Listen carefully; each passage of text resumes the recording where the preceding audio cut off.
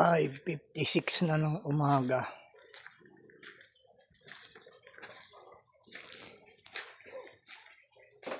Sa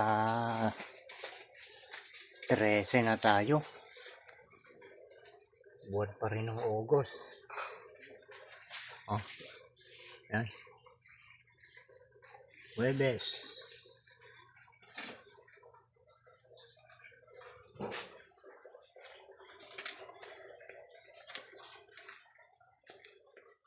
Medyo paulan-ulan pa rin mga kapatid. Lalakas yung kulog kahapon. Ang hapon. Oh. Gusto nang mamulaklak itong mga mais. May bulaklak na pati tig-isa.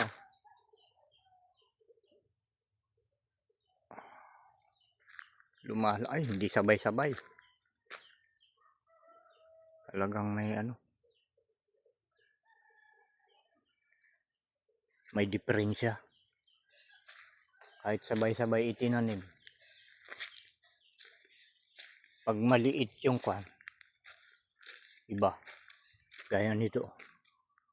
Diba? Pag ganyang maliliit, mabababa. Talagang iba yung yung mataas, tingnan nyo. Bumubulaklak na yung mataas.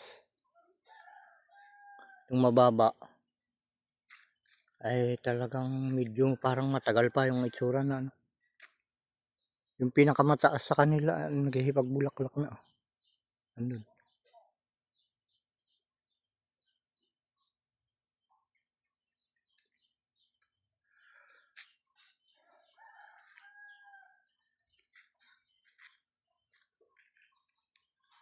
Yan pala ang diferensya pag maliliit yung mais, matagal magbulaklak. Yung mga matatangkad, yun yung madaling bumulaklak.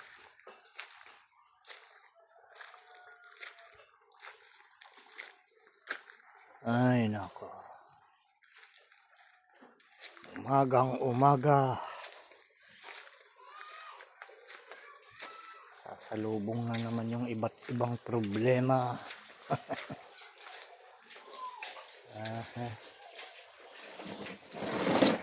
Habang nabubuhay daw, ika nga nila, may problema. Lalo pag ikaw ay normal na tao. Araw-araw mga problema ka. Hindi lang ata namang problema yung mga abnormal. Mga kapatid. Natural lang ang problema.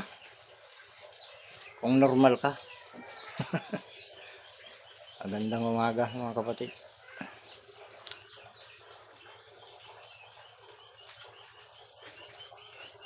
Lumampas na tayo. Hindi na naman natin na-control yung minuto.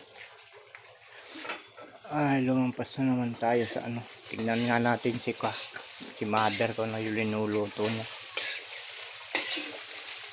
Diba? Ang linuluto mo, mother. Wow. Sinasangad ni mother yung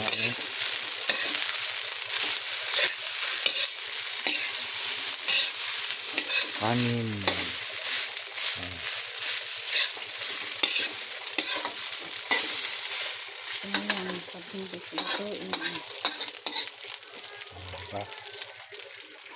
Ganyan pag umaga, kapag may tirang kanin na tira sa gabi, sa umaga automatic sasangag na yan. At yan yung mga kalaban niya. Tabang nangag yan. Pritong itlog. Minsan may tuyo pa nga kaya daing, kamatis, pang-almusal ng mga Pilipino. Natural na. Yun lang muna mga kapatid. Inabot na tayo ng prayer time. Yan, nakukuha pang napipick up pa yung alarm natin. Okay.